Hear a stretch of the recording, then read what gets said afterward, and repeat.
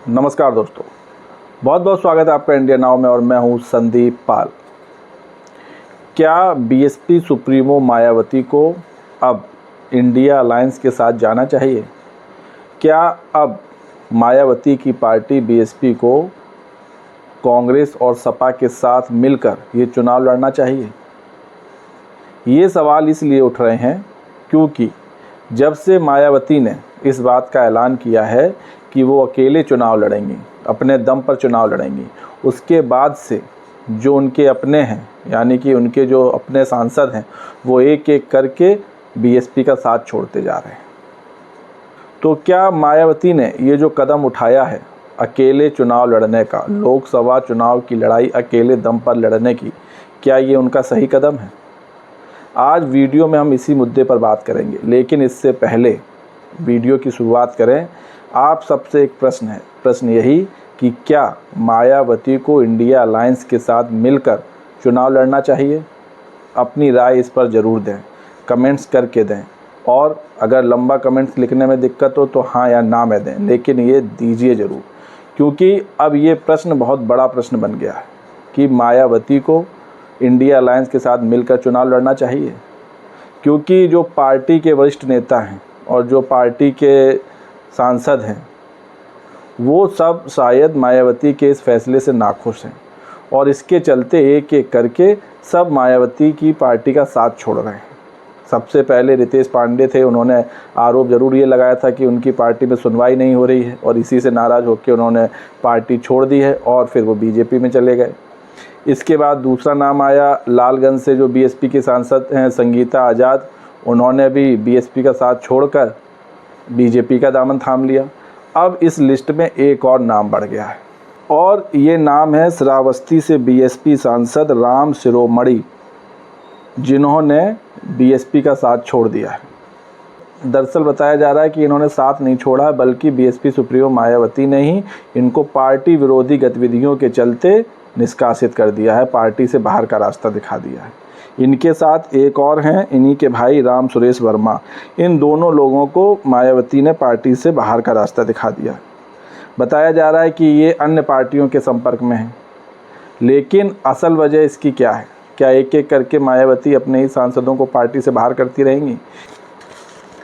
इससे पहले दानिश अली थे, उन पर भी पार्टी विरोधी गतिविधियों का आरोप लगा था और उनको भी पार्टी से निकाल दिया गया था। जो रितेश पांडे थे वो अपनी मर्ज़ी से बाहर गए, और संगीता आज़ाद हैं, इन्होंने भी अपनी मर्ज़ी से फ़ैसला उठाया और इन्होंने भी बीएसपी का साथ छोड़ दिया।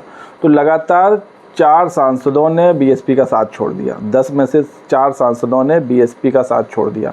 और इसकी जो वजह निकल कर सामने आ रही है, जिस बात की चर्चा हो रही है, अटकलें हैं और कयास लगाए जा रहे हैं कि इन सब की सिर्फ एक ही वजह है, और वो वजह है जब से मायावती ने इस बात का ऐलान किया है कि वो अकेले चुनाव लड़ेंगी, तब से उनकी पार्टी के नेताओं को एक डर सा बैठ गया है। उनको लग रहा है कि इस बार सांसदी की सीट बचेगी या नहीं बचेगी, क्योंकि जब जब मायावती की पार्टी ने अकेले चुनाव लड़ा है तब तब ये फैसला पार्टी पर भारी पड़ा है। फिर चाहे 2022 का चुनाव हो, फिर चाहे 2014 का लोकसभा चुनाव हो, ये 2 चुनाव ऐसे उदाहरण हैं जब जब मायावती ने ये ऐलान किया कि वो अकेले लड़ेंगी, तब तब पार्टी की लुटिया डूबी है।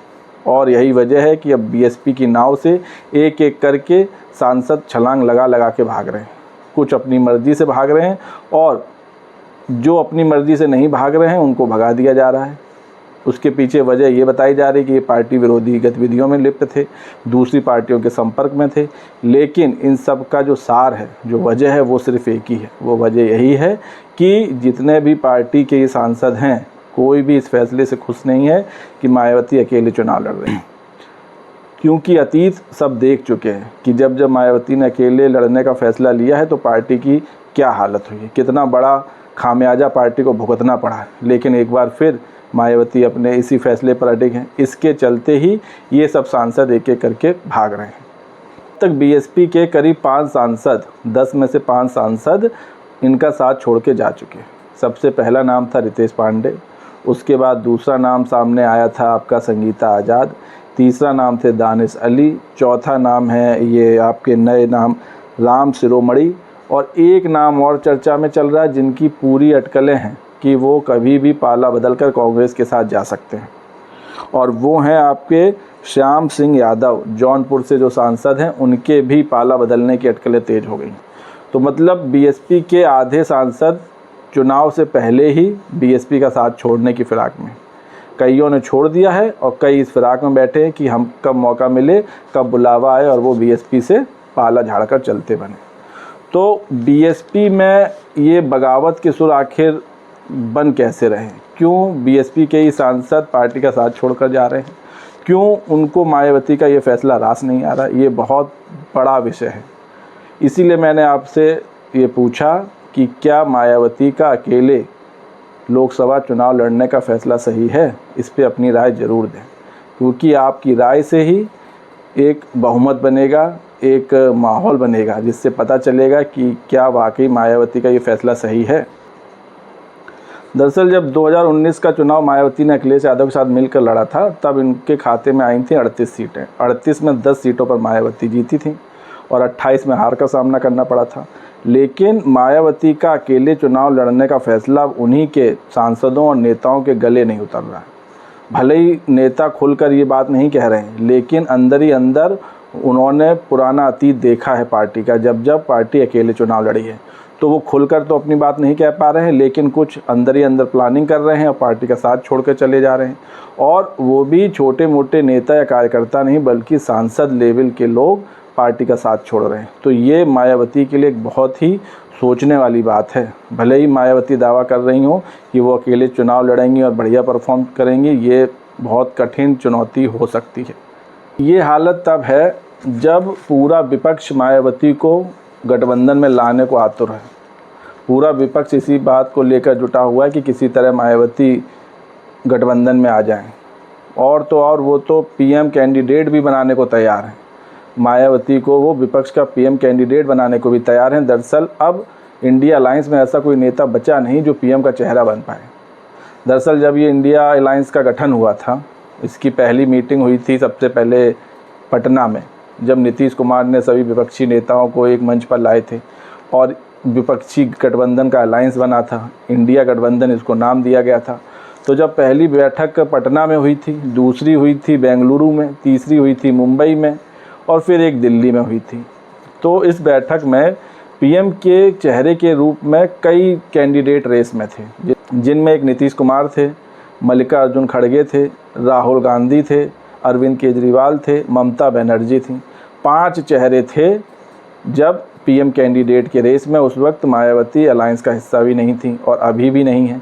लेकिन अब पूरी तरह से रास्ता खुल गया है, क्योंकि नीतीश कुमार ने पलटी मारकर बीजेपी के साथ चले गए हैं, तो अब वो इंडिया अलायंस का हिस्सा ही नहीं रहे। अरविंद केजरीवाल, उनको ईडी ने उठा लिया, जेल में डाल दिया है, वो जेल में है। ममता बनर्जी ने कांग्रेस से गठबंधन ही तोड़ लिया है। उनका पश्चिम बंगाल में कांग्रेस और टीएमसी का कोई गठबंधन ही नहीं है, वो भी इस रेस से बाहर हो गए हैं। मल्लिकार्जुन खड़गे पहले से मना करते आए हैं कि हम पीएम कैंडिडेट के उम्मीदवार नहीं बनना चाहते हैं। और राहुल गांधी को लेकर खटपट चल रही है इंडिया अलायंस में, बहुत से लोग उनके पक्ष में हैं और कांग्रेस को छोड़कर बहुत कम पार्टियां हैं जो राहुल गांधी को पीएम कैंडिडेट के तौर पर प्रोजेक्ट करना चाहती हैं। तो बस एक ही अब नाम चर्चा में चल रहा है, वो नाम है मायावती का। तो अगर मायावती विपक्ष के गठबंधन में जाती हैं तो उनका पीएम कैंडिडेट तो बनना तय है, ये तो कोई रोक ही नहीं सकता है। तो जो गठबंधन की पार्टियां हैं वो मायावती की हर शर्त मानने को तैयार हैं, लेकिन मायावती अपनी जिद से हट नहीं रही हैं, अपना फैसला बदल नहीं रही हैं। लेकिन राजनीति में कभी भी कुछ भी हो सकता है। याद होगा आपको नीतीश कुमार जो कहते थे कि मर जाऊंगा लेकिन बीजेपी के साथ नहीं जाऊंगा। अमित शाह ने एक चुनावी रैली में कहा था कि अब नीतीश कुमार के लिए सारे दरवाजे बंद हो गए हैं, उनकी एंट्री अब हो ही नहीं सकती है। बीजेपी के नेता यहाँ तक कहते थे कि नीतीश कुमार नाक रगड़ लें तो भी बीजेपी के दरवाजे उनके लिए नहीं खुलेंगे। लेकिन इसके बावजूद हुआ क्या? नीतीश कुमार ने एक छोटा सा इशारा दिया, बीजेपी ने गेट, दरवाजे और पूरा आंगन वांगन सब खोल दिया और उनका स्वागत किया। तो राजनीति बहुत अजीब चीज़ है। यहाँ जो लोग कहते हैं और जो करते हैं, उनकी कथनी और करनी पर यकीन करना बहुत मुश्किल होता है। वो कब पलट जाएं इसकी कोई गारंटी नहीं। इस केस में बीजेपी हमेशा से कहती थी कि अब नीतीश कुमार की एनडीए में कभी एंट्री हो नहीं सकती, चाहे वो कुछ कर लें। और नीतीश कुमार भी कहते थे कि मर जाऊंगा, बीजेपी में नहीं जाऊंगा। लेकिन क्या हुआ? दोनों ने मिलकर बढ़िया बिहार में सरकार बना ली। तो देर सवेर या फिर ना कहते हुए मायावती भी इंडिया अलायंस में आ सकती हैं, क्योंकि जो बहुजन समाज पार्टी के कार्यकर्ता हैं, समर्थक हैं, वो सब चाहते हैं कि मायावती मिलकर चुनाव लड़ें और इससे उनकी पार्टी को भी फ़ायदा होगा, गठबंधन को भी फ़ायदा होगा और बीजेपी के खिलाफ लड़ाई भी मजबूत होगी। लेकिन अभी तक मायावती ने इस पर कोई बड़ा फैसला लिया नहीं, लेकिन उम्मीद की जा रही है कि जल्द मायावती इस पर फैसला ले सकती हैं। हो सकता है चुनाव के बीच में फैसला हो जाए, क्योंकि अभी तो पहले चरण का चुनाव होना, उसमें यूपी की 8 सीट पर चुनाव होगा। उसके बाद भी 72 सीटों का चुनाव बाकी रहेगा, जो बहुत बड़ी सीटों की तादाद है। तो अगर इस बीच भी मायावती का मन बदलता है और वो गठबंधन के साथ जाने का फैसला करती हैं, तो ये बहुत बड़ी उपलब्धि होगी इंडिया अलायंस के साथ, क्योंकि कांग्रेस की स्थिति यूपी में किसी से छिपी नहीं है। सपा का क्या हाल है वो भी हर कोई जानता है। इसलिए अब लग रहा है कि शायद मायावती गठबंधन कर लें। अगर ये गठबंधन हुआ तो पीएम कैंडिडेट के तौर पर इंडिया अलायंस का जो चेहरा होंगे वो मायावती होंगी। मायावती की हर शर्त भी मानी जाएगी। तो दोस्तों, आपको क्या लगता है, क्या मायावती को इंडिया अलायंस के साथ जाना चाहिए? क्या मायावती को विपक्षी गठबंधन के साथ हाथ मिलाना चाहिए? और क्या मायावती को इंडिया अलायंस के साथ मिलकर लोकसभा का चुनाव लड़ना चाहिए? अपनी राय ज़रूर दें, कमेंट्स करके दें। और वीडियो पसंद आया हो तो चैनल को लाइक, शेयर और सब्सक्राइब करना ना भूलें। तब तक के लिए नमस्कार।